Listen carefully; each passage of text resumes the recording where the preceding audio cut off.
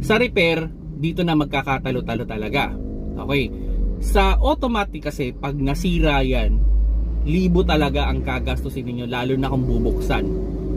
Okay? Kaya ang pinaka-idea talaga dyan, alagaan natin mabuti yan. Okay? Kasi pag nasira yan, libo ang gagastusin natin. Pero ito based on experience meron akong kotse na umabot ng nung nasa akin pa is 300,000 kilometers and wala siya naging issue.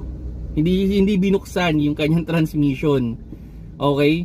So sabihin natin, change oil lang siya, palit filter, okay na. Wala akong naging problema sa kanya.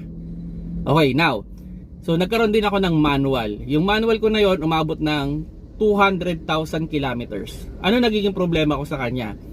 Sabihin na natin every mga 80,000 kilometers, pinapalitan ko siya ng clutch. So yung clutch, usually umaabot yan kasama labor. Depende rin kung original o replacement pero usually mga 10 to 20,000 yun per replace. So yun naman yung problema with manual. Matipid nga siya sa maintenance, pero yung clutch kasi, depende kasi ito sa driver, no? Kung magaling yung driver ninyo, maalaga, marunong mag-drive ng manual, usually aabot yan 100,000 kilometers.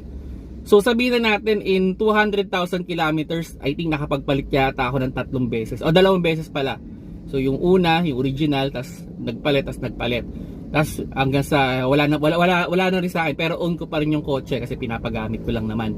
So yun naman yung problema with manual. Yung cost ng maintenance niya ay ng repair niya sa clutch, kasi usually mga 10 to 20,000 talagang gagastusin ninyo.